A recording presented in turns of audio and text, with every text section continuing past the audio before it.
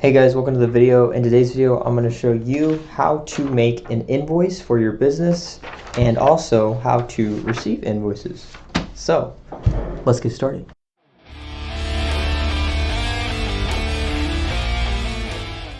Alright guys, welcome to the video. So in today's video, I'm going to show you how to make an invoice on QuickBooks. This is our QuickBooks Basics tutorial. So we're going to be making a lot of videos on how to use QuickBooks, how to do invoices, bills, receivables, payables, all things QuickBooks. That's what we're making right now. So right here we have an invoice and I'm going to show you guys how to make it. It's really easy to do, and then I'm going to show you how to receive it as if you're paying. First things first though, I want to do a quick review.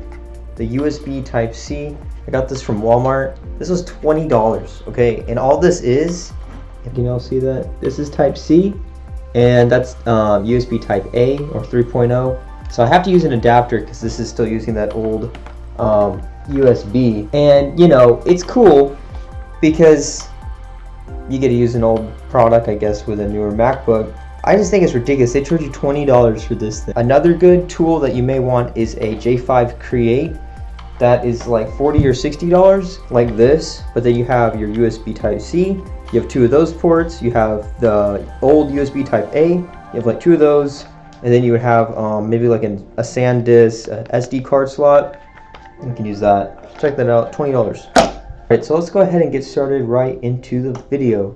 So we're going to go into QuickBooks, make sure you log in. And the first thing you're going to do on the left side is you're going to go to Invoices. QuickBooks added a new feature called Time. We have not tried that out, but we may look at that at a later date. And what we're going to do is we're going to make another invoice. As you can see, we already have one. And what we're going to do is we're going to make this one again. So we're going to do Create Invoice. On this side, if you don't have a customer, you can always do Add New. But we have a couple different customers. So in this one, we would do A Realty. Once you have your customer, when you're adding them in, this is how you do it. You do the name, their email, phone number, address. If you want, you can do show more and do company name. So we're going to do property, and then the website, we'll do arealty.com, and then we'll hit save. Boom. So now that is who we're billing this invoice to. And then for the invoice, this is more like a management one, so we do, I use like acronyms, so this is going to be Nitro PMF fee, PMF. You don't have to put an invoice number, but I recommend doing that. Sometimes if you don't have a number on the invoice, you can just do the dates that you're billing for. So if you know you're supposed to get paid on like the 5th or the 20th, you put in what it's for, and then I would do like the 20th because that's the payment it's for. This part's really important. If you're wanting it to be on a certain day, on like the invoice day and the due date, you can set that. So this one's due on the 20th. So then we make sure both of these are due on the 20th. Make sure you're careful within doing the due date, because if you enter the 20th and the 20th, you'll most likely put in like November 20th and then December 20th, which is a net 30. And that's standard for business, but if you want it to be on a certain day, then make sure that when you click on the due date, you jump back to the right month that your invoice date is on. We're going to do category. This was already made, so if you're wondering, well, how did I already have that pre-cut out? You would do Add New, you do the name, so you could do maybe like Nitro Labor Fee. Description, you can put in your description. It can be by flat rate, item, or by the hour. So we would probably do like flat rate, $100, save, and then boom, once you do that, it generates the bill, and it also presets the amount.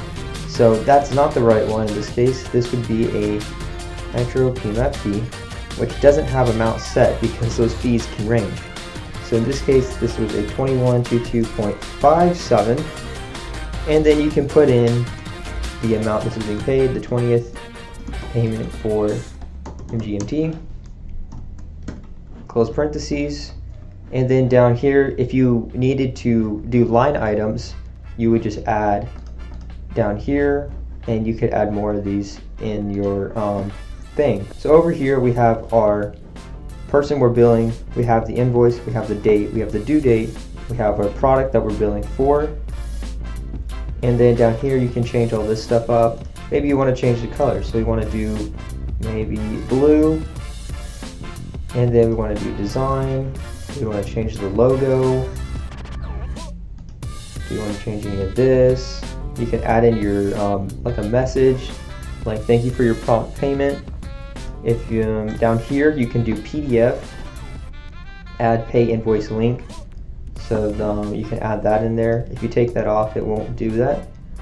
So then we can do close. Down here we have the invoice fully made, and all you would have to do at this point is hit email. It's nice here because you get to kind of see what it looks like. And then if you want to send yourself a copy, you would do click send me a copy. Sorry, I heard something weird in the sky. It sounded like a jet or something. So then you would email it to the right email address and it will go. In this case, we don't need to email this because we already have one generated. So we're going to go ahead and just do save. And then in save, I hit the X in the right corner. Over here, this is really nice because say you don't want to email this bill. Say you're trying to bill out for a month and you're not trying to send them a bill now because you don't want to confuse the accounting department. So what I normally do is I would hit save, and then I'd hit print, and then it'll give you a copy of this, and then you just print it and it look something like this. So then once you print it, what you would do is you would put it in the right box over my box behind me. I leave it in the entered box, and then when that date comes around, you pull it out and say, oh, I have a bill for the 20th. Now that we got that done, we're going to go ahead and get rid of this because we do not need it.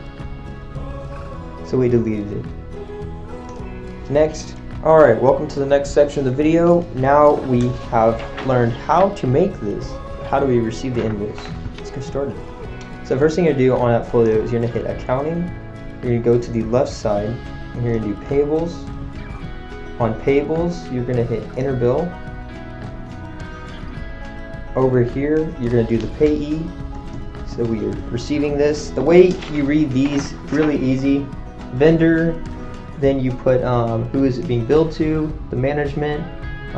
Sometimes if you're not sure, I recommend calling whoever this is for. I would call the vendor and say, hey, is this for the LP or is this for the management company? And then after that, I always check the invoice number. Then we go to the right and put in the amount, 21,222.57. We leave this automatic. If it was a credit card payment and we pay with the CC, then we would do click on the cash account and do credit. And in the credit card, if it's billed to a property, then you would select this one. If it's a corporate entity, which means it's being billed to the management company, you would select the one with the zeros. For this one, we leave this automatic. And if it's automatic, it basically means it's being pulled from the operating cash. Over here, we do November. I do like NOV 20th payment. Then down here, I look at what the invoice says on their number. They said it's a Nitro Finance 20th. Never bad to put more information on the bill.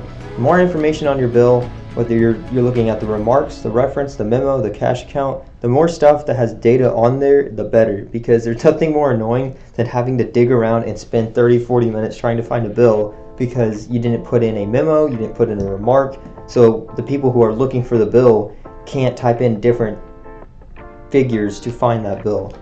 So once you do that, you do the property. This is being billed to the management company. What is this type of bill? It's a management fee and it's labeled expense. And then you can put the description.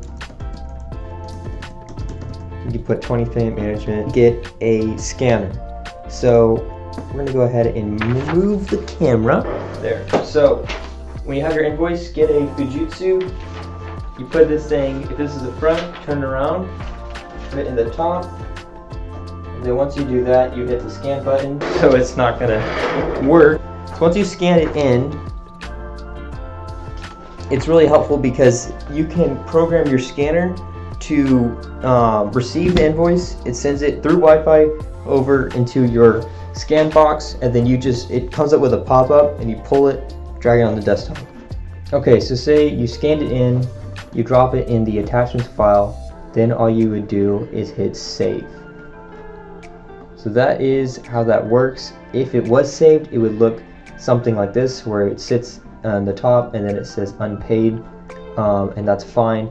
If you enter the bill and you don't see it in the bills area, that probably means that you put a date farther out, so it's not going to show up. But if you put a bill and you don't touch the dates, it will most likely pop up as the next bill above the one before it, as it would probably pop up above this lost for Nita's bill. Alright guys, that's going to do it for today's video. Thank you so much for watching. Please leave a comment, like, and definitely subscribe to the channel, because we got more QuickBooks and AppFolio and crypto videos coming up. Right now we're really focused on QuickBooks. We want to help you guys get started on that. We're going to start doing the AppFolio videos. Thanks so much for watching.